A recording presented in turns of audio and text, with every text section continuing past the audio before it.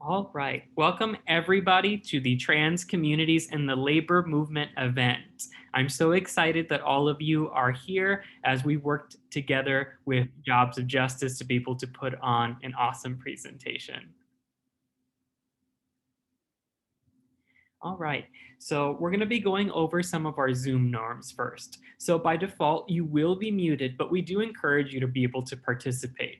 If you'd like to speak, we have the raise your hand function on Zoom that you can use, and then that'll signify to us that we can unmute you. And then you can also use the chat box. We're going to be regularly going through it. So if you have any questions, concerns, feedback, comments, we're going to be going through it and then calling them aloud. So that way everybody can feel as though like you can actually participate. And if you feel comfortable, be sure to rename yourself within Zoom to include your pronouns. We are fostering a space in which people can be unapologetically themselves, and we encourage each and every one of you to be able to put your pronouns and your affirmed name. And one thing I will note is that this event will be recorded. If you don't feel comfortable, be sure to turn your camera off. This is specifically for archiving, so that way we can have people who maybe didn't attend the event but still would like to reach the recording. They can access it at any given time. So yeah. And of course, this event is put on by Q Latinx. So Q Latinx is a racial, social, and gender justice organization dedicated to the advancement and empowerment of Orlando and Central Florida's LGBTQ plus Latinx community. Q Latinx was started in the aftermath of the Pulse nightclub tragedy, and through that was able to bring together members of the community who were affected and were able to heal within one another. And being able to create those spaces of which we actually do feel affirmed in so many different circumstances. People have to decide between being in very single boxes, whether it's being Latinx or being LGBTQ. But in being part of this community, we acknowledge that everyone is multifaceted and we want to be able to celebrate that. So with Q Latinx, we try to create a lot of different programming that is established so that way we can create a community that's united and free of fear, violence, and hate.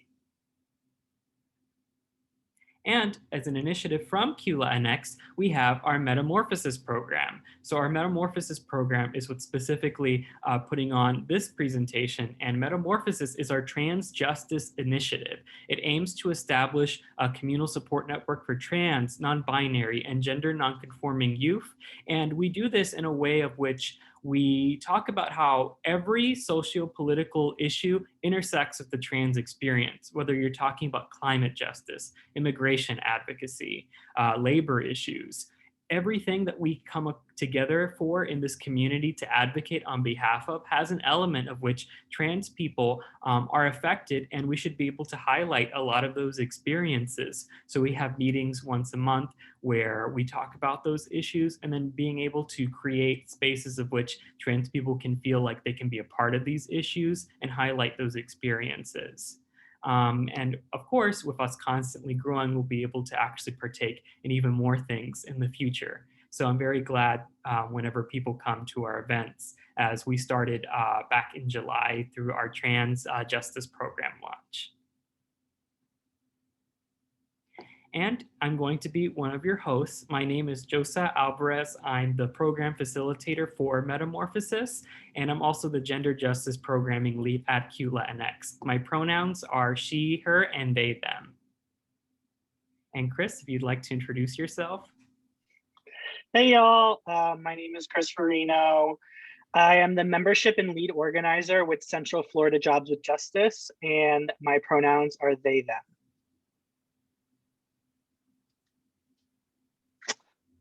Yeah, okay. Thank you for just creating this space, Josa. So much love to Q Latinx. And I'm really excited to be with everyone today and just part of facilitating this discussion. I also was able to participate in last month's Metamorphosis program, and it was amazing. I really loved it, and I'm really excited to see what is coming next in the Metamorphosis program. So I wanted to just, I introduced myself, but just share a little bit of my background, and then also talk a bit about Central Florida Jobs with Justice as an organization. So I'm a queer, non-binary, and femme person. I grew up in a blue-collar family. My parents were working class when I was a child. My family does predominantly construction work. My mom did mostly regenerative or reproductive labor, which I'll talk a bit more about what that is a little later. And my family experienced some class ascension as I was growing up. I got my kind of like first dose of movement work and organizing when I was a college student in 2012 with the Student Farm Worker Alliance and the Coalition of Immokalee Workers. I then started organizing at Hope Community Center in 2014 after I graduated college. And while I was on the staff at Hope, I ended up joining the board of Central Florida Jobs with Justice. And I was the community co-chair of the board for a few years. And then in 2018, I left Hope Community Center, although I still hold Hope Community Center in my heart very dearly, and joined the staff of Central Florida Jobs with Justice as an organizer. And a lot of my work initially was focusing on work in the construction sector. And like my kind of like lived experience and background and just how I grew up really kind of drove me to that kind of work, especially because it was focused on recruiting more women and people of color into the construction sector, and also thinking of like the experiences of LGBTQ folks in the sector and how to make the sector more inclusive. And I could talk about that all day, but kind of like why I do this work or why this is so important to me is, you know, I believe we have to understand our work, our like movement work from a framework of class, race, and patriarchy, because those are the systems that actually dictate our societal problems. And so as I'm talking about like specifically work and labor throughout this conversation, that's the framework that I'm entering this conversation with. And yeah, I'm just really overall excited to think together collectively about like, what does work mean? What does labor mean? And the issues that trans, non-binary, and gender variant folks experience in the workplace, and things that we can do to ensure their safety and protection in the workplace. So that's me. Central Florida Jobs with Justice is a coalition of community organizations, labor unions, worker groups. So there's also like, you know, ways that workers can organize themselves that don't fall into the typical labor union structure. Student organizations, faith organizations, and at the end of the day, our work is primarily focused on advocating for workers. We believe in establishing deep, long-term relationships to advance social and economic issues through an intersectional lens locally, statewide, and nationally. We do work, we're part of a larger national network of Jobs with Justices. There's J with J's in Chicago and DC, Philadelphia, San Francisco, Missouri. I could like list, there's like 30 of them, but I won't list all of them. And just some of the work that we're really focusing on this year, we do a lot of work around climate issues. We also are doing a lot of work around our education system, healthcare. I'm forgetting some, but we're just gonna forget them and keep it going. And yeah, we recognize and understand that like LGBTQ workers are involved in all sectors. And so I'm going to talk a bit more about that in my presentation. You can go to the next slide, Joseph. So I just want to pose a question to us first. And if folks want to like raise their hand and share some ideas or want to put their responses in the chat, I welcome that as well. But what do folks think is the difference between labor and work? And Joseph, you could like let me know who's raising their hands or just call on people too. I'd really appreciate that.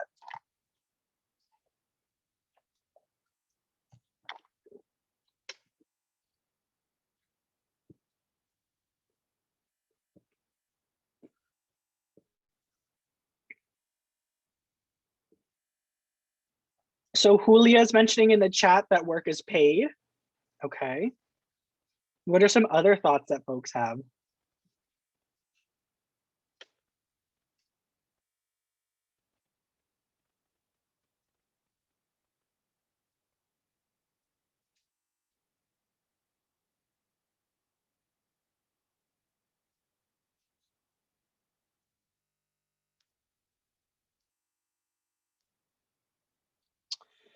Here we go, folks. So Nolan's mentioning that some labor is hidden or invisible or not recognized.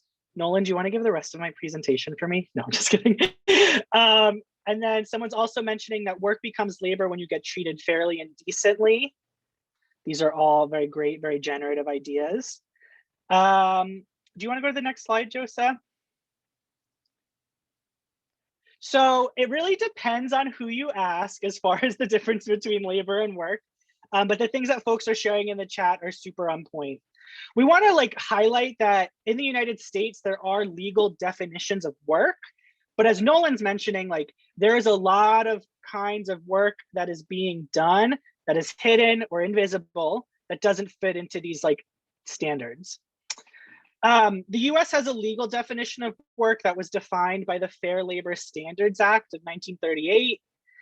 And I'll read this very verbose and wordy definition that is legal jargon and then say what it means. All employees of certain enterprises having workers engaged in interstate commerce, producing goods for interstate commerce, or handling, selling, or otherwise working on goods or such materials that have been moved in or produced for such commerce by any person are covered by FLSA. So basically, like what that means is that FLSA, the Fair Labor and Standards Act, set a standard for who are considered like workers legally in the US. And there are many types of workers that are excluded from these categories. I know like Nolan does a lot of research on like specifically the ways that farm workers have been excluded from these categories, domestic workers, and then there's a whole aspect of our economy that is like invisible, and those folks are also overtly excluded from there. Some of those folks in this invisible economy not only have had their work excluded from like this legal definition of worker, but they've also had their work criminalized. So we're going to talk a bit about that. The Fair Labor Standards Act, what it ended up doing, it's like not just like creating this legal definition of worker, but it also set like minimum wage standards and created the framework for minimum wage standards as we know it in the United States.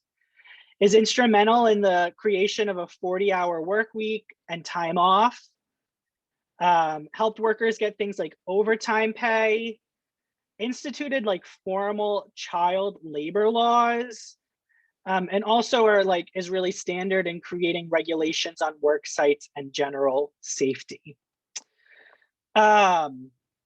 Something about the Fair Labor Standards Act that's really important is it created also clarity, like workers before 1938 were already organizing in various capacities, like organizing amongst themselves. And it created clear channels for workers that were afforded the right to organize and collectively bargain. And we're going to talk more about these terms in a little bit. So what does it mean for workers who don't fit into these categories or like what's defined as above? We know that individuals need to perform labor in order to survive. And that's to allow the and by that we say like allow the transfer of resources, often monetary resources, for some sort of work that's been performed. And that even if the work is not defined in the Fair Labor Standards Act and thus like doesn't have certain protections, it doesn't mean it's still not happening. We're going to talk about like there are entire economies that are built that are not like don't fit into these norms that still happen, and like people make like need to have these economies happen to make livings for themselves. I want to also share that like while that these are like workers who experience like lots like experience either like some workers who experience criminalization or kind of like attacks, it's important that a lot of them operate under, like many of these workers operate under frameworks of collectivism, which is generally at the essence of labor unions as well, and collective bargaining agreements. And we're going to talk about that. And I'll also reference a specific organization in a little bit that operates under that framework. So just because workers who don't fit into these categories don't have the same legal protections as those that do, it doesn't mean that they're disposable. And so what I'm trying to get at is that many of these workers know this and they create their own kind of collective groups. Can you go to the next slide, Joseph? Thank you. So some folks maybe have seen this image before. It's called the economic iceberg. And so it's a reference that we can have to understand who is afforded rights as workers. I want to just name that this is how the economy works in a capitalist economic system. We're also like living and working under a cis hetero patriarchal system, and that has implications for things that I'm going to talk about a little bit later in the presentation. There are two kind of main sectors of our general economy, or kind of main areas. We have the visible economy and the invisible economy. A lot of the workers who are afforded quote unquote legal worker rights participate in the visual economy, and that's known as general wage labor. I don't remember if this, if you go one slide, I might ask you to go back though, Joseph. Okay. So yeah, can folks share in the chat or want to raise their hand and share, like, what are, based on this definition I provided on the visible economy and like the legal definition of workers, what are some kinds of jobs or industries that come to mind for workers who would participate in this kind of labor or this economy?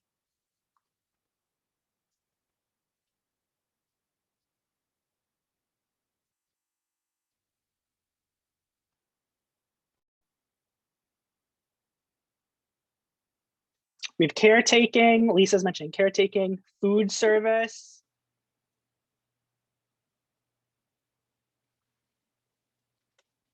Manufacturing, yeah.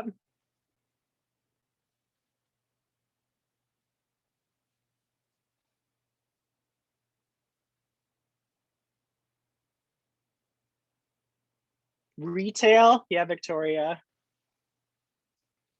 Agriculture.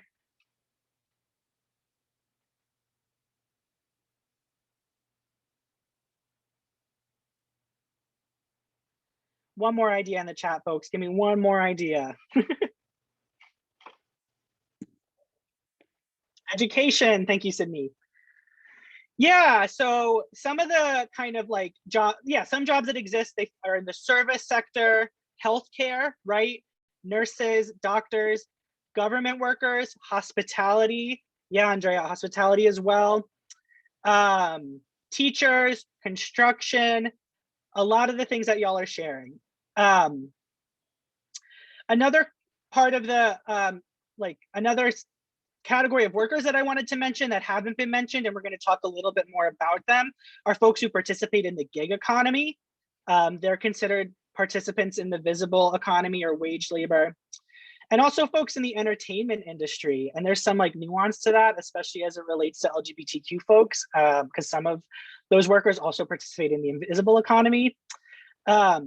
I want to mention that, like, if you could go back to the iceberg for a second, Josa, I'd really appreciate that. Thank you. There is also sometimes blur, or like, it isn't exactly like cut and dry or clear. Like there are some workers who do participate in like the visible economy. For example, some of them are like some agricultural workers participate in the visible economy. There's also agricultural workers who maybe because of their immigration status participate in the invisible economy. And so I just want to mention that because there is like an important differentiation there. You can go back to the slide we were just on. Thank you. So we just named a bunch of different kinds of like jobs that exist in the visible economy. And I want to just like affirm that we know trans, non-binary, LGBTQ folks as a whole work in these various sectors or in these various jobs. And it is at varying like percentages or capacities. I'm going to talk about that in a second too. When we think about like work and our economy as well, and the different sectors that people participate in the visible economy, we can break that down into 3. Some people will say 4, but sectors, and those are the public sector. So those are like government jobs, folks who work at like Orlando City Hall, teachers, transit drivers, There's folks who participate in the private sector. So like folks who work at Disney or Universal, folks who work at Publix and certain service industries, and then also folks who work in the nonprofit sector like Josa and I and some of our other friends on this call. There's also like some people are going to say there's like this emergent sector that is like a hybrid of like business and nonprofit, and that it's like a fourth sector. I kind of don't agree with that, but anyway, I just want to name it. When we look at worker issues, typically a lot of people look at worker and economic issues from the lens of only people who participate in wage labor or participate in the visible economy. And so I want to mention, like, we know that there are a lot of instances of injustice that exist in this economy in and of itself, right?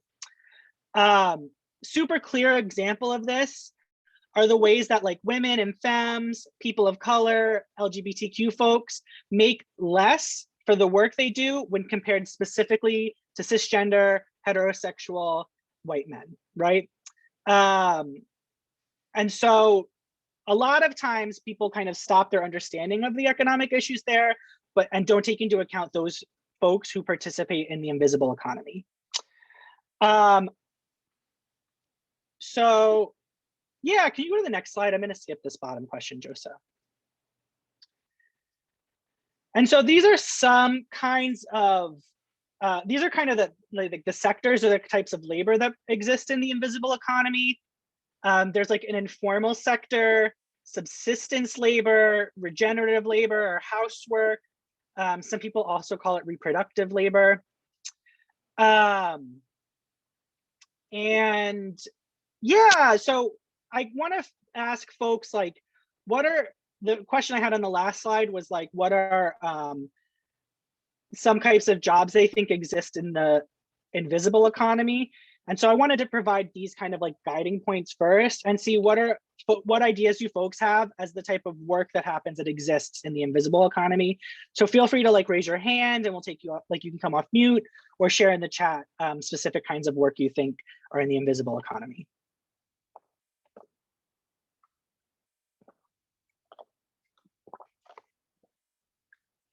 Sex work, thanks Julia. Emotional labor. Some parts of construction or repair, definitely.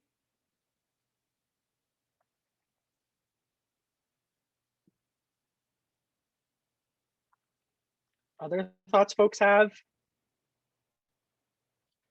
Rideshare delivery, child rearing, farm work, black market. Some parts of agriculture, yeah, the drug exchange, there's a lot, right? And there's various reasons why this type of work is considered the invisible economy, and we're going to unpack it as it relates to these different kinds of like areas. But I just want to highlight, like, some of this work has been driven into the invisible economy because it's been deemed as criminal, you know, many of us would disagree that it is like a criminal activity. There's also some aspects of this work that is part of the invisible economy, depending on people's like legal immigration status or general ability to access work, right? Like sometimes, so for example, like the informal sector is kind of defined as work that is paid for typically in cash, isn't paid for like through a check, and is sometimes called quote unquote under the table. And so there's various reasons why people participate in this sector or work in the informal sector. One that I wanted to mention that blurs the lines between like the visible and invisible economy, but it kind of falls under the informal sector, also is drag, that is often paid in cash and is often based on like tips, right? Like how much someone is making in tips. And then, yeah, definitely also like side job work and construction work, that all kind of falls under the informal sector. Subsistence labor is also a kind of often cash-based labor that is just generally like what's that work that is like either done on the side Although I don't want to say generally that work is done on the side. For many people, that's their primary source of income, but that's how it's viewed. So for example, I think of like subsistence labor as like someone who is perhaps like maybe like coming, maybe like, you know, when you're like driving and you're like stopped and someone's like, do you want to buy flowers at the side of the road?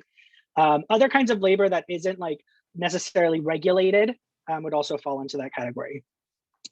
And then I saw some folks like mentioning different aspects of regenerative labor, emotional labor, and we're gonna like talk totally about that too, but this is totally a part of the invisible economy. There's other aspects of the invisible economy that were mentioned on the iceberg that I'm not going into here just because I don't consider myself the most knowledgeable on them and I don't want to be speaking on things that I'm not, like I don't want to be speaking on things wrong. All right, so Julia mentioned one aspect of the invisible economy is sex work, and that's an aspect of the economy, like invisible economy, I wanted us to take a little bit of time on. So we're gonna talk about sex work. I could like cue Salt and Pepper, let's talk about sex, baby. So this video is like a little long, but it's a great video and I would love if we could watch it. And it's a great video specifically about why sex work should be decriminalized. One comment I want to make is that I'm going to have to reshare the screen, particularly because I'm going to have to input the sound that's in the video. So let me do that really quickly. Okay, thanks, Josa.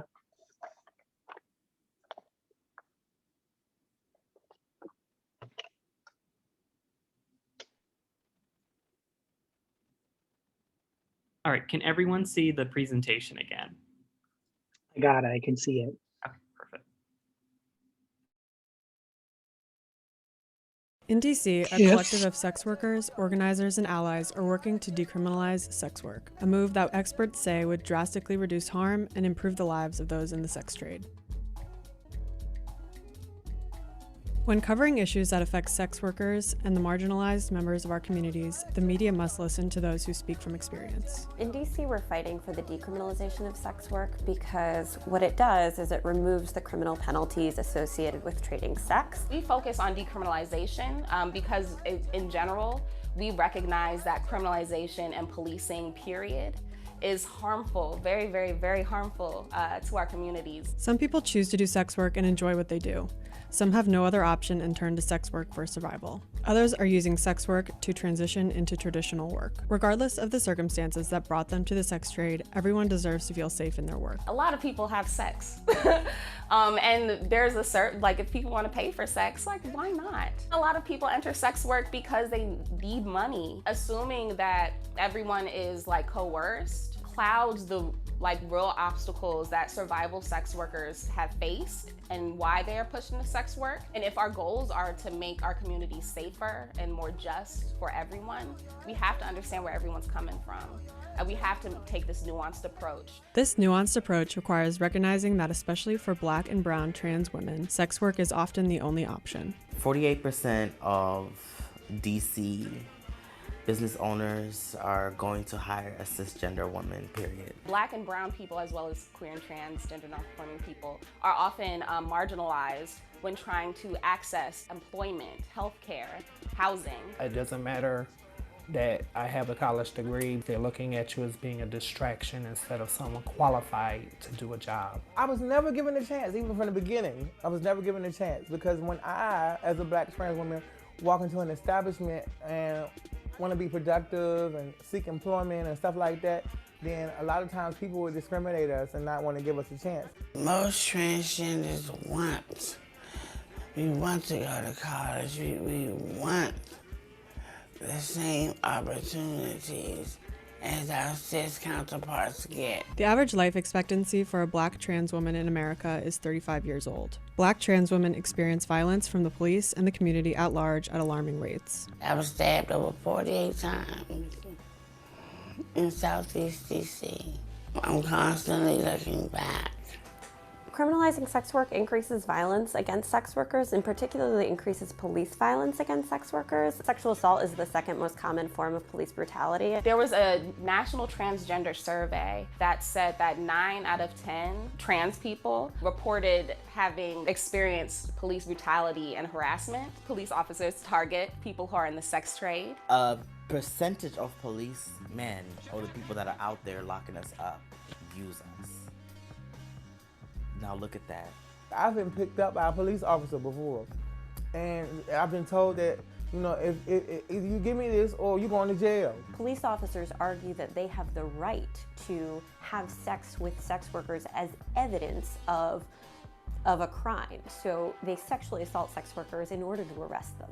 I had been raped, but never did I go and tell a police officer that I was raped, because of the simple fact that it was a trick that raped me. When sex workers are criminalized, they are unable to report abuses because they remain at risk of arrest. And when sex workers experience violence at the hands of their clients, they have nowhere to turn. Criminalization reinforces the barriers already in place for many Black and brown women. The problems in my life that led up to my criminal history all started because I had no other choice but to go out here and prostitute. You lock a person up and then you let them out, back out to the streets, they back to point A. So now where do they go? They turn back to those closed doors, go back to those streets. If you're already living from pillar to post, or you're living in a hotel room, you lose everything. When you decriminalize, you need to take away the criminal penalties that came because of sex work. It keeps people from transitioning from the sex industry to a traditional job. You make me a criminal for survival. And then now that I'm a criminal, I can't get a job.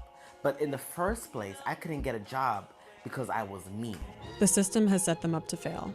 This includes those who are trafficked. Trafficking victims are more often than not marginalized people. It's usually foster youth, youth experiencing homelessness. It's usually youth who have been kicked out by their families because of rejection over their queer or trans identities, or kids who have experienced violence in the home, either sexual abuse or physical abuse by parents or caregivers. So that was actually my experience when I was 15. I was on the street, and the only people who were going to take me in were men who wanted to have sex with me. The problem was homelessness. The problem is vulnerability, but nobody wants to talk about that or talk about solutions to that problem. It's always like, well, let's rescue trafficking victims, with no conversation about what happens next. And because consenting sex workers are criminalized, they do not feel safe to guide trafficking victims to safety. If we change the system from the current way it is and decriminalize, we'll be better suited to help to guide the police and whatever other core agencies needed be to help to transition them from being trafficked into whatever position they choose to be. Sex workers are the ones who are most likely to be trafficked, and therefore most likely to know who in the sex trade doesn't want to be there and then could be a resource. In 2003, New Zealand fully decriminalized sex work. The law was written in collaboration with sex workers and advocates. Sex workers know that legalization creates a two-tiered system where only a privileged class is able to afford to legally participate in sex work. Under decriminalization, sex workers are allowed accountable bosses, collective working, and workers' rights. They can refuse a client at any time and don't fear retaliation from abusive law enforcement officials. Legalization is a completely different thing and could actually be harmful for the sex workers at the margins. So particularly people experiencing homelessness wouldn't be able to meet the regulations or meet any requirements set by regulations. It's important not to erase the experiences of those doing sex work simply because they enjoy what they do. Those folks are deserving of the same protections. It's just like saying if I'm a good knitter, you know, and I'm at home, I knit all the time, but that's just my hobby. But then the next person that might be good at knitting and who has made it a hobby might be thinking that it's a good trade, a good job for them. You know what I mean? Because they can knit stuff all day and get paid.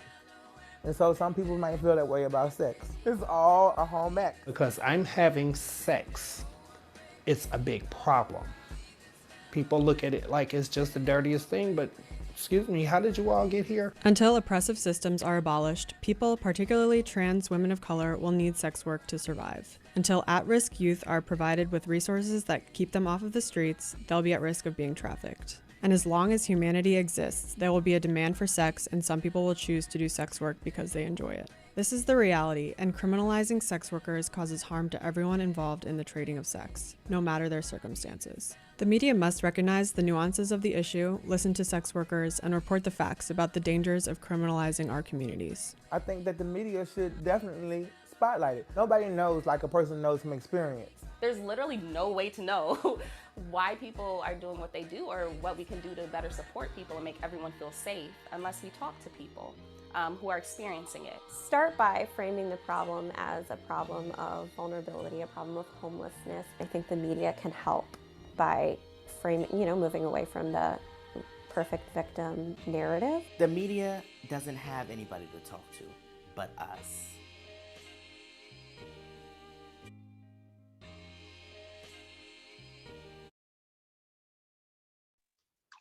Thanks, Josa. Yeah, I know it's a little bit of a long video, but I think it's a really great kind of like framework on what is sex work, why do people participate in sex work, for a variety of reasons, and why decriminalizing sex work is super important.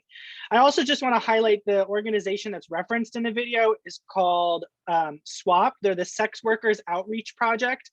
SWAP is a national social justice network dedicated to the fundamental human rights of people involved in the sex trade and their communities, and particularly focusing on violence, ending violence and stigma through education and advocacy.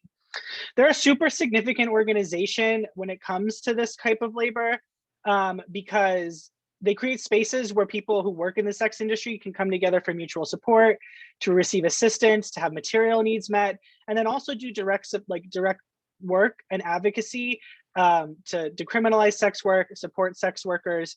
And there are SWAP chapters all across the US.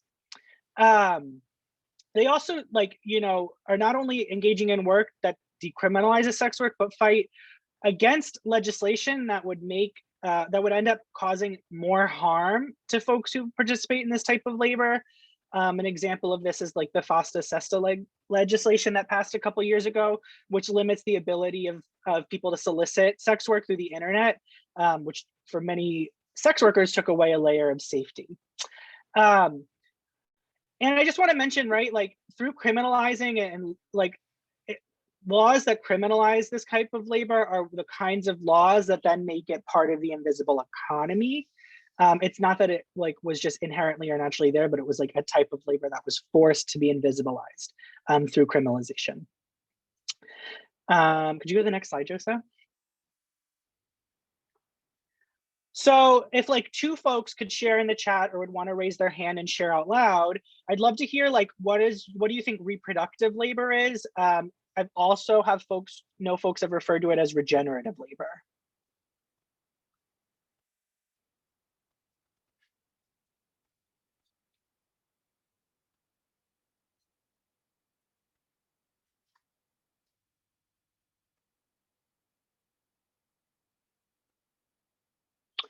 So Angela's mentioning childcare. One more person.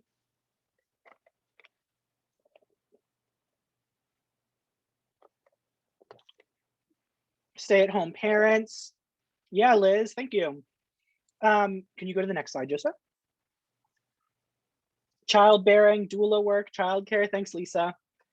So physical labor plus mental labor plus emotional labor equals reproductive labor. That's my little math acronym. I also want to mention, I forgot to mention this earlier, a lot of this is not these are not just my ideas and I'm like, oh my gosh, I'm so brilliant in coming up with them. I've really learned from movement leaders and the person who was credited on the iceberg slide, Maria Poblet, is someone who has shared some of this educational resources with Central Florida Jobs with Justice. Yeah, so folks are naming, these are some examples of reproductive labor. So purchasing household goods, preparing and serving food, laundry and organizing clothes, caring for and socializing children, providing care for and emotional support for adults, maintaining family ties and relationships, general forms of mental and emotional work, right? The emotional labor that is put on people, that's part of reproductive labor. A big one, like sex, is a form of reproductive labor. And the kind of like framing or understanding of reproductive labor is that it's the work that is done that moves people to be able, or allows people to be able to also then continue like selling their labor for a wage. So who are the folks that like in our society typically are put into roles of reproductive labor? If anyone has ideas or want to share.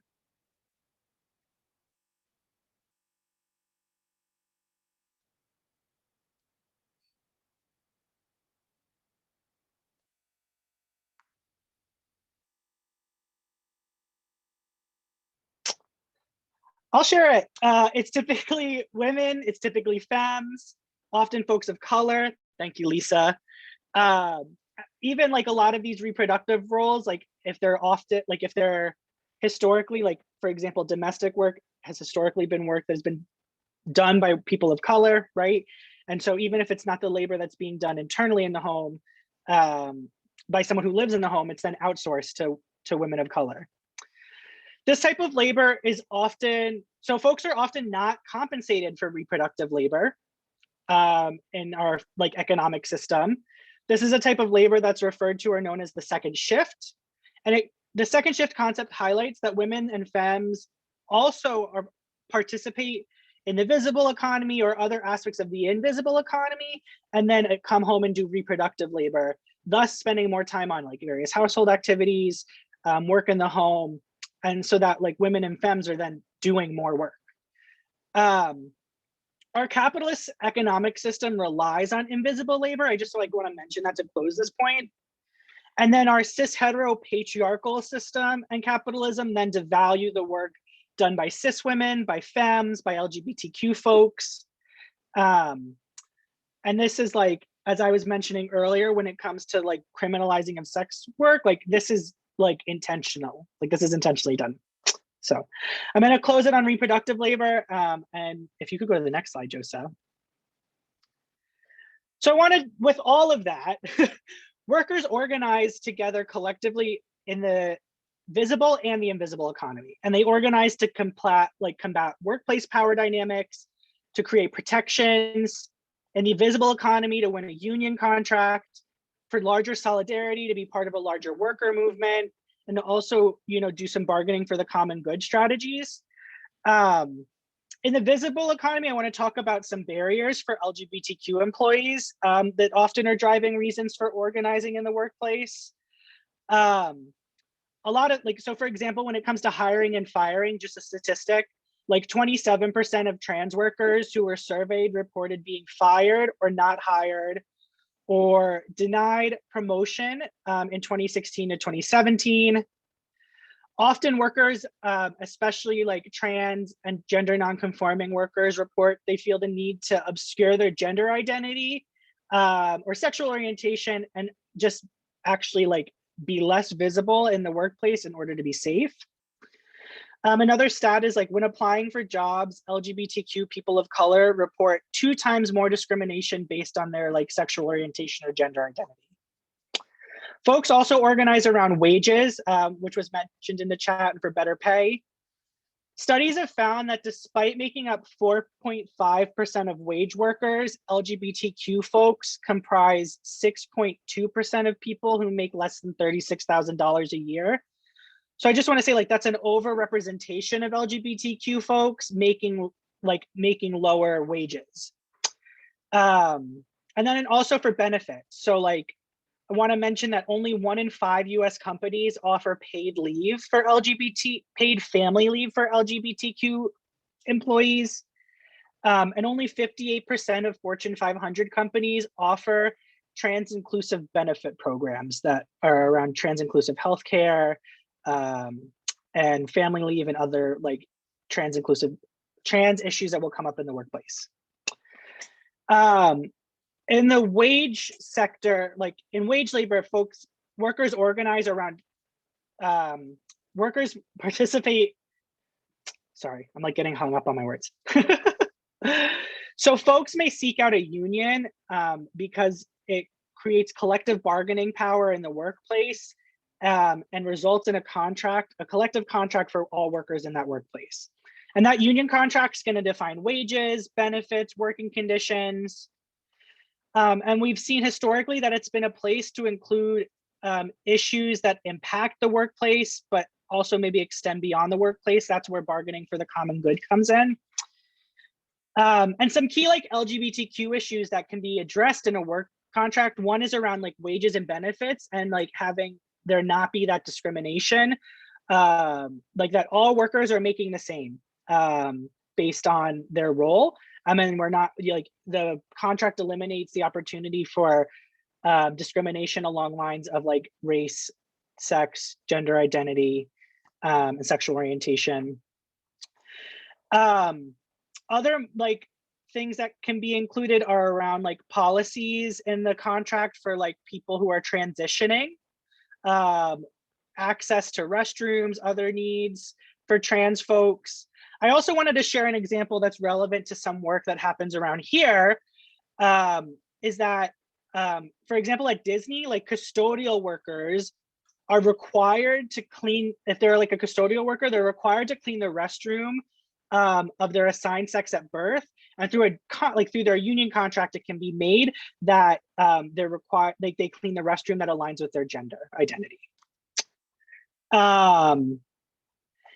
And I just really quick, like bargaining for the common good is a bargaining strategy that unions often use to take community-based issues into their contract. So historically, for example, like teacher contracts have included like gender affirming language for trans and non-binary youth. I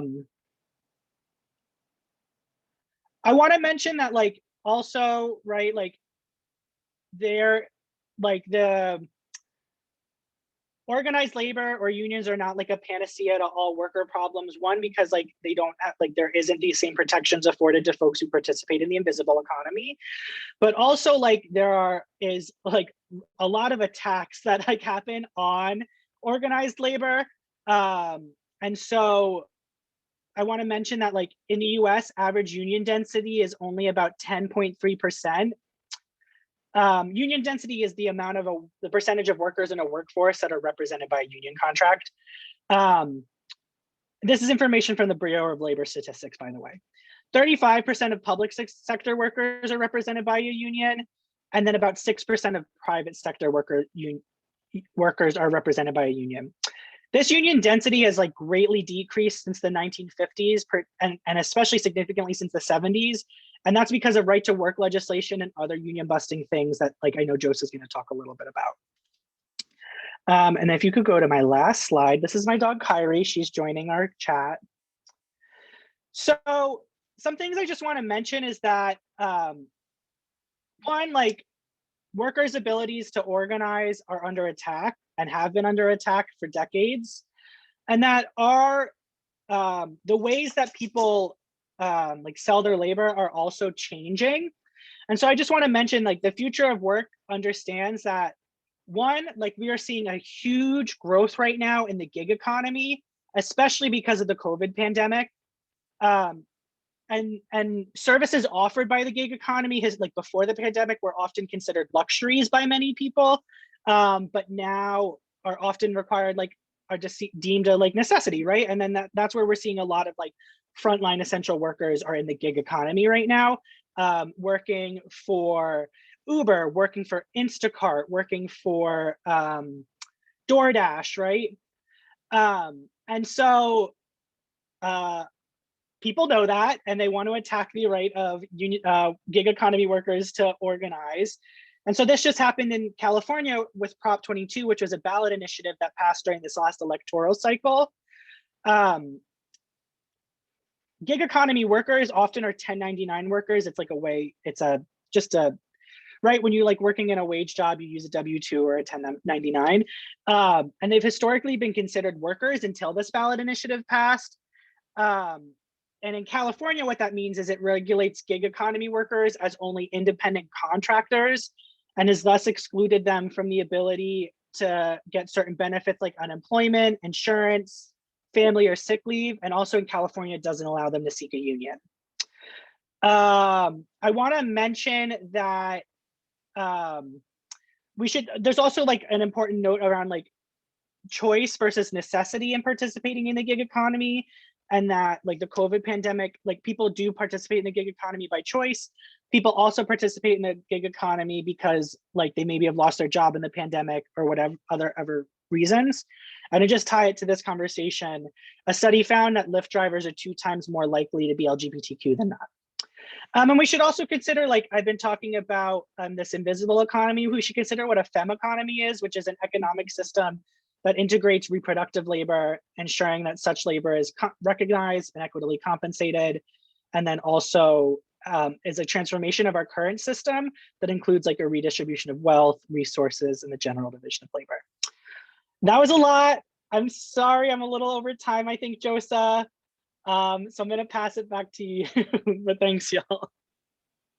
I want to be able to thank Chris for that phenomenal like segment of the presentation, giving us a very solid foundation for how then we can understand labor, work, and then of course, how certain labor can then become invisibilized. I want to thank you for that because that obviously ties a lot into work pertaining to the trans experience and how trans communities, a lot of their labor is then invisibilized. And we obviously saw it within the video and how it related to sex work specifically. So thank you for that, Chris. So we're going to be talking about the stakes of trans communities, but one very obvious note that I want to give is that when we look at all those segments of the presentation, all of that obviously intersected with trans communities by default because these are all things that affect all workers regardless of our gender identity. But here we're going to be seeing how then that becomes a lot more specific. So trans communities are 3 times more likely than the general population to be unemployed and twice as likely to live in poverty. This is important to state because we can't move on with this conversation without giving very clear facts about understanding how then some things can be more pervasive. And one thing that I want to note is that even though we have the statistic right here, it's actually a lot more pervasive when it comes to trans communities of color and Black trans women especially. So the unemployment rate for transgender communities is over 15%. And a very unfortunate thing that happens with this is that it's not only that we're faced with unemployment, but then the fact that once trans and non-binary workers are actually employed, there then becomes a specific risk involved where then somebody could unfortunately be verbally harassed, physically attacked, or in other instances, other forms of harassment. And most insidiously, trans working people, they kind of come to expect this mistreatment at work. And that's why we're having this conversation. But I think even though this is something of which a lot of us maybe by default already know, I don't think we really understand just how pervasive that is.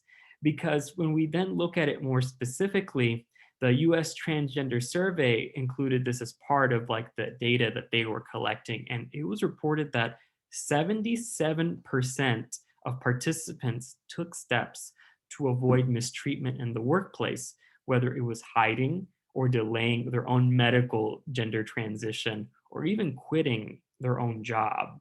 So when you think about that, you kind of have to think, oh my God, what are ways of which trans communities can have this semblance of safety? And now one thing I will say is that very recently, we've also had things such as the Bostock Supreme Court decision that happened back in June, and we're going to definitely touch upon that.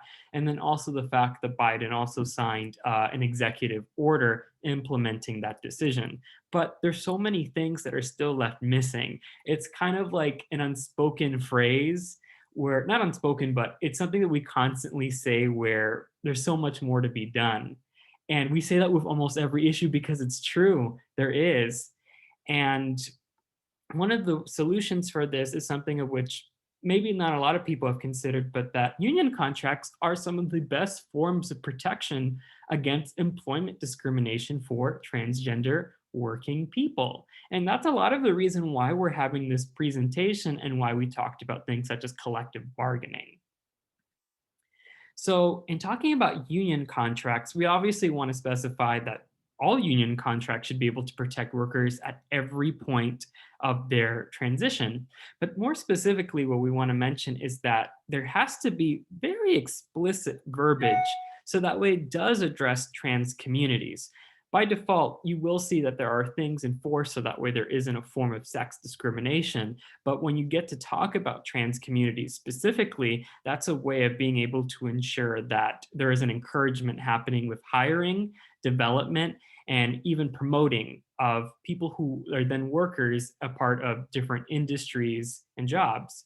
So the US Transgender Survey found that of the respondents who were employed, 13% were members of a labor union or an employee association, which is similar to a union, which this is actually a pretty good demographic because this compares to the 12% of wage and salary workers in the US who are already members of a union. And in talking about this, we obviously want it to be very encouraging because we want this number to keep increasing. We want then organized labor to be much bigger in the United States because it's something of which guarantees protections for everybody, but in this scenario, trans people specifically. So some of the things that we want to be able to touch upon is what specific areas are there for collective bargaining that prove to be the most beneficial for trans communities and why these union contracts are so important. So one of these areas is that unions can ensure that their trans members have the health care that is necessary for their needs before, during, or after medically transitioning. Now, this is important because not all trans people will choose to medically transition, but of course, having these options available is something that is great because it not only helps people who are, but who in the future may choose to do so. And there also needs to be a lot of things done to ensure that trans employees have access to restrooms that actually correspond with their identities and that correspond with OSHA guidelines. So these are two areas of which can be very important for unions to be able to have as part of things that are adopted into platforms and a lot of the things that are organized on behalf of. And this is really like the first step to ensuring that trans union members can have access to proper medical care. And in doing so, being able to remove those exclusionary languages from insurance policies specifically. And this is also being able to talk about transition-related care because, as I've mentioned already, not all trans people would decide to undergo gender confirmation surgery, but it's still something that needs to be guaranteed because that choice is very important for a lot of us. And this also helps because of the fact that, of course, living in the society that we do, insurance is tied to employment, and there can actually be a say to ensure that there are better standards. I know that for myself, my insurance policy, there are a lot of things of which I've had to do my own searching specifically in terms of trans inclusiveness. And it's something that I very much struggled with because when it came to searching for specific things, I would sometimes get the answer that the insurance company just didn't consider that ever. And in being able to have a union backing up these things that can obviously shape the future of like these policies that are very important. So in doing this, one thing that's going to be inevitably brought up is cost. So it's important because employers and insurers simultaneously, they're going to claim that this coverage is expensive. And one thing that I want to assure everybody here is that there have been multiple studies conducted that have shown this otherwise. And one of which is because a lot of insurance companies will specifically tie, let's say, trans affirming care in the same way that there is vision and dental. And one thing to note when it comes to things like, for example, bottom surgery or hormone replacement therapy, or all these various procedures or treatments that trans people pursue, this is obviously very specific, where then a finite number of people will access these different treatments. And it's not in the same capacity of which there is vision or dental, but falsely, there will be made a comparison so that way they don't have to cover it. So it's important to talk about this and talk about how it can extraordinarily impact the livelihood of trans workers. And one thing that's very good to mention is that when it comes to medical necessity, always use the language of which it's recommended by the guidelines of the World Professional Association for Transgender Health. If this line is not included within like conversations that involve bargaining, one thing that's going to be brought up is then elective cosmetic surgery and how insurance companies will be concerned about that. And even though there are trans people who will pursue that, it's also mentioning that, like there are a lot of different things that have to be guaranteed to ensure like our livelihood and safety. So these are some specific realms of which can affect contracts and things that unions like should adopt if they're not already adopted to begin with. And there has been some very positive steps that have been taken. And I would see this as a great way of like expressing solidarity. The SEIU passed a resolution back in 2012 vowing to provide its members health insurance covering trans-specific needs. And this, of course, includes hormones, mental health care, and different surgeries that some people use for transition. And I think this is a very positive step that lays a great foundation for so much of what we're discussing. And the CWA specifically submitted an amendment to the AFL-CIO Constitution that explicitly stated that the Federation encourages transgender workers to share equally in the full benefits of union organization. These are two very specific examples.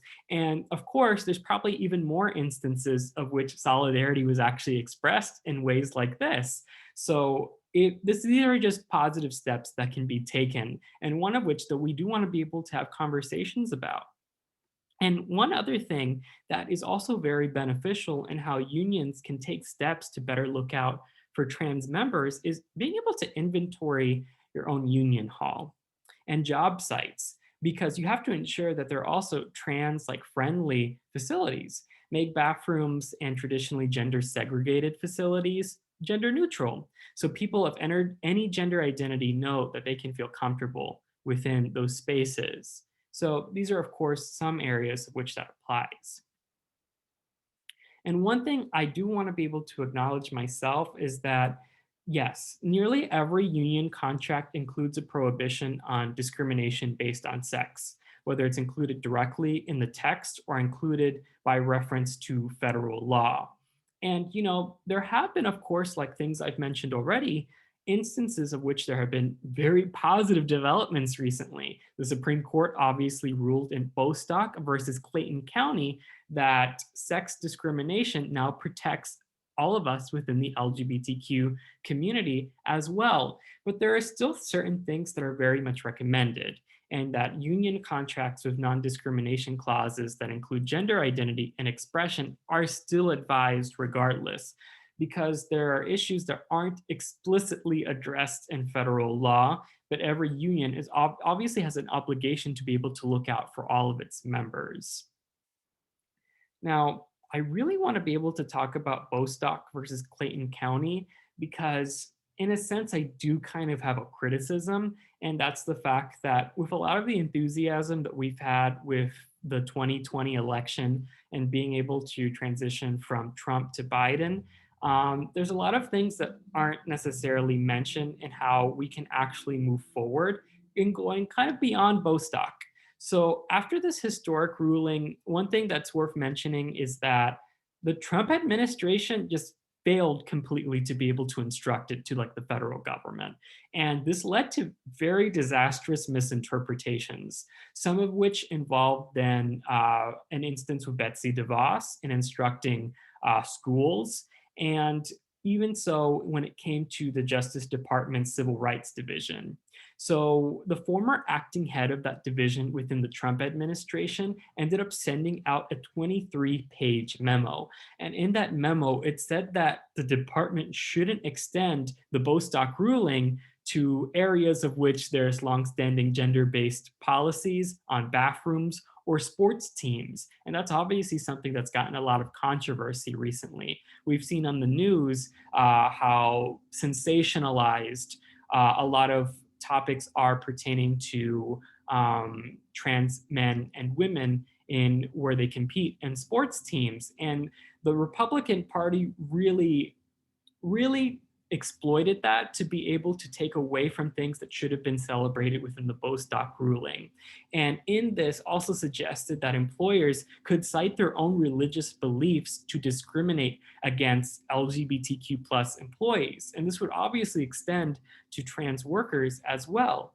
Thankfully, we don't have to deal with this because of the fact that President Biden ended up instituting an executive order that then actually implemented appropriately the Bostock ruling.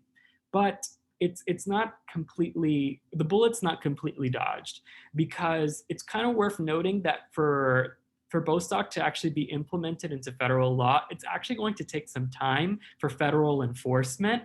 And not only that, but there still is the need for something many of you have probably heard of called the Equality Act. So the Equality Act would expand upon so many of the things that are very positive from Bostock, but also to prohibit discrimination based on gender identity in public accommodations and federally funded services. So Bostock helps a lot when it comes to things like employment, but this helps with then federally funded services. So what does that even mean? That's of course including things like education, federal funding, housing, credit, and the jury system. And one of the things that's very concerning within the current climate that we're in without the Equality Act is that people can still be denied a number of public goods just based on their gender identity at all. So this is something of which a lot of LGBTQ organizations are still fighting for. And these are realms of which we're trying to also provide like education for, because of how important it is and because it's going to be coming up within things that are going to be moved along in Congress. The House already passed the Equality Act, but that was of course during the Trump administration. We have to go through this process again so that way it actually passes within the Senate. So I have faith because of the fact that our political climate is changing, but again, there are other areas of which there can be some exploitation, and one of which is something called at-will employment. So most private sector employees in the United States work under what's called at-will employment contracts. And I will say that I think one of the only states of which do not have at-will laws in force is the state of Montana. And I don't know if there's another one, but I do know it's that one specifically. And to put it really simply, at will gives bosses like this kind of ability to fire anyone at any moment for any reason. And it also functions as kind of like a looming threat that, the environment of which you work in, you can't actually speak up against like your boss because you're going to face retaliation.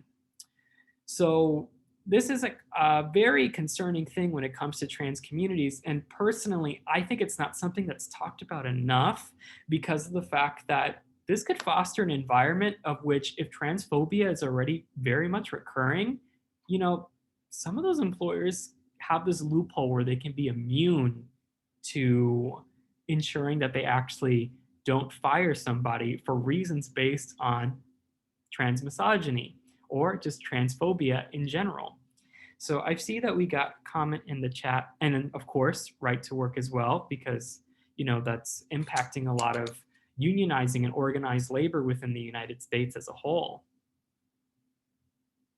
Very good point. Scares workers into not asking for raises, collectively bargain, or even speak up when they witness or experience discrimination. And that ties into the statistics that we've shown before, where 77% of trans participants within the US Transgender Survey said that they're just going to take those precautions to not reveal the fact that they're transitioning because they're afraid to speak up about specific instances of discrimination that they faced in their own job. And this obviously also ties back to conversations about the invisible economy, because so many trans people and already being discriminated in hiring have to resort to then things like that, or even, of course, the gig economy and sex work.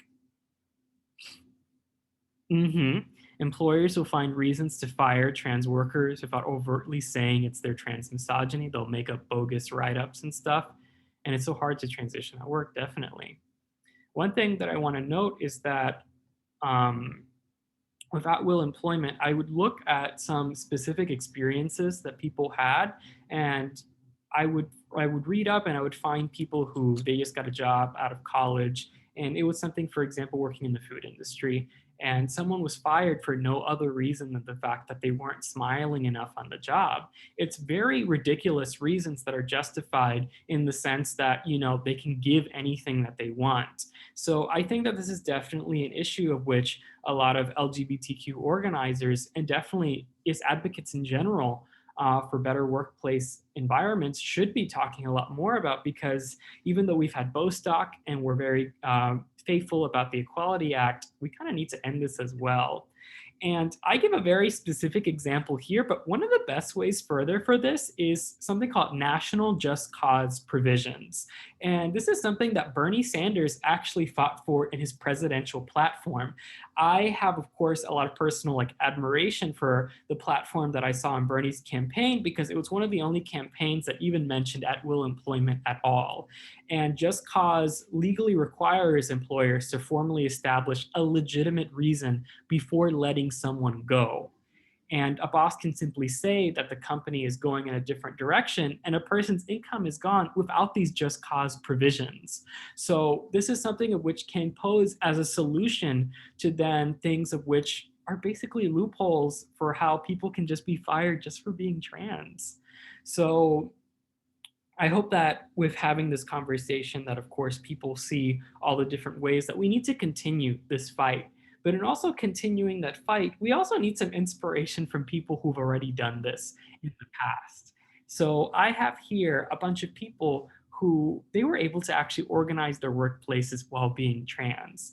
And it's honestly kind of difficult to be able to find a written record of people who are trans and labor organizing. There is, of course, a written record for many people who identify as gay or lesbian or even bisexual, but when it comes to trans communities, it can be somewhat difficult. But I went over the effort to be able to find some people, and one of which is Andrea Wilson. In 2004, Andrea fought for health coverage inclusive of trans-related services and procedures during contract negotiations between the Graduate Employee Organization and the University of Massachusetts Amherst. And one thing that's very cool about this is that not only was she able to accomplish this, but years later, she actually ended up being honored by the University of Massachusetts Amherst for some of this work and some of the advocacy that she's partaken in. Another person is Donna Cartwright. Donna Cartwright worked as a copy editor at the New York Times. She was very apprehensive about doing this at first, but she announced her transition in 1998 by putting letters on bulletin boards and in her coworkers' mailboxes.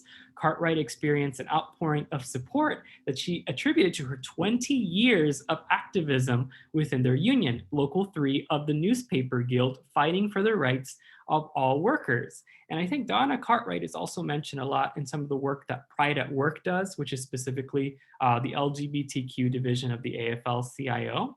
I'm also seeing there's some comments. I'm seeing here gender confirmation surgery is medical necessity. Exactly. Oh, I'm seeing a bunch of yeses. Yay. Yay. I'm glad people are recognizing some of the people here. And another person that we have is Yana Kalu. So Yana works at the engagement and training for coworker.org. So some things that I want to say about coworker.org is that it's a digital platform of which helps people organize and win campaigns for better workplace conditions. And some of the things that they let you do within their website is being able to start your own campaign, being able to have your own Know Your Rights campaigns, what are some of those how-to guides, and being able to organize your workplace, and overall providing campaign support that if, for example, you've never had to do any of this in the past, can be very helpful in aiding with that work. So this is a platform that should definitely be sought out if this is something that you yourself are even considering but don't know where to start. And one thing that I really liked about this testimony is that coworker.org, and especially the work that Yana was doing, supported the leadership of workers at Google to revise their code of conduct to prohibit explicit types of harassment and threats that queer and trans employees were facing. Queer and trans employees led the formation of an employee shareholder alliance to push for meaningful diversity goals at the Alphabet shareholder meeting in June. And I think something that's also a very positive development from this is that in recent news, we've also seen how there's now an Alphabet union that's starting and how there's thousands of members of which they're trying to recruit so that way they can have worker power within Google specifically. And there's a lot of instances of which people they don't realize a lot of the work that's going on in some of these jobs because jobs frequently try to put this under the rug or combat against it. We've seen this a lot with Amazon, for example, and how that's something of which we're going to be seeing a lot of with them working to unionize. Yeah, go Alphabet Union. So Nico Fuentes is another one. Nico Fuentes is a Latinx trans woman and was vocal and a visible leader in the fight to organize her workplace at a sex shop in New York City called The Pleasure Chest. So I really like this specific comment that she gave. And basically she said that management was saying that we already have a queer feminist organization. And organizing within a cis hetero-capitalist structure demonstrates that no institution, no matter how progressive it seems, is untouched by the network of power. I think this puts things very good because we've seen how then other organizations that themselves are feminist organizations or have feminist leaderships or even progressive leadership of which they still have to unionize. We've seen this with other organizations such as the Next Gen Union for those who are working on campaigns, and then other different organizations. It kind of sets forth that even though there's always going to be practices that maybe don't even have ill intent, there's still going to be a need for workers to be able to have like their own power at their own jobs. And one specific testimony that she gives is during and after the campaign, there was a collective sense of shared struggle across various political viewpoints and beliefs. And what was great about the Pleasure Chest campaign was that all different kinds of people found themselves earnestly seeking to bridge the gaps between us for the sake of a better workplace. So this ended up fostering better relationships between people at work who all, for the most part, had various different opinions, ideas, and outlooks, but they came together because they all had a sense of a commonality, essentially, that they all wanted to be treated better at work. And even if workplaces have, of course, like these set of values that they follow, there's always going to be instances of which we can do better and where we can actually address gaps. And I think the specific example of the campaign that Nico was a part of it's a perfect encapsulation of how more organizations, more workplaces all across the country need to be able to unionize so that way they can take part in having more power. Collective bargaining is about redistributing power in the workplace. And that's what some of these people who we've tried to highlight have essentially done within their own workplaces. So I hope that people can take inspiration from them and then also taking, of course, ideas from some of the things that we've mentioned that can be done in unions. And then also with the information that we learned from the foundational piece, learning about the invisible economy, learning about why we need to be able to do more to protect and advocate in behalf of sex workers and those that work in the gig economy. These are all different concepts that are very important for practically every line of work that we're doing. And they affect even organizations that have very specific goals, because there's never going to be an instance of which people feel as though there isn't something that their workplace can be doing better. And of course, if there's not any power that's redistributed back to its staff. So I hope that people can take a lot of inspiration from this. So with that, does anybody have any questions for either Chris or I?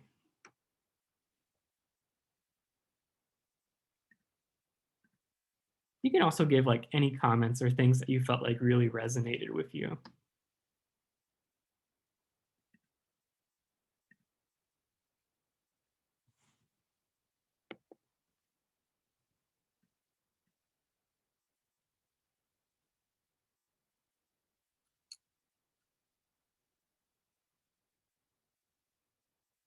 All right, I see that there isn't none at the moment, but love learning about how to effectively advocate through contract.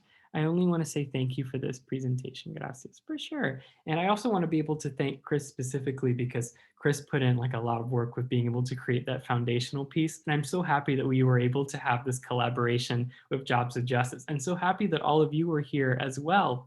So one thing that we do at the end of all Metamorphosis events is that we all take a group photo with each other. Now, if you don't feel comfortable, you do have the option to be able to turn off your camera. But I do encourage that everybody stays because I think it's great that we were able to have all these people here partaking in such an important conversation.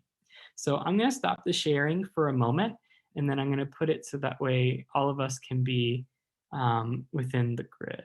So because we have a good amount of participants, we are going to have 2 photos.